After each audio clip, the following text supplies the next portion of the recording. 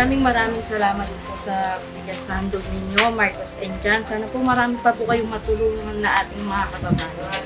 Maraming salamat po, Mr. Mark and Jan. Naway marami pa po kayo matulungan, lalo na sa barangay po. Salamat po. Magandang umaga po sa inyo lahat. Yung nagbigay po nitong tulong na bigas, malaking bagay na po ito para sa mga sa barangay 20. Sana po mas marami pa kayong matulungan dito sa amin. Salamat po, Marcos. Yan. Salamat po.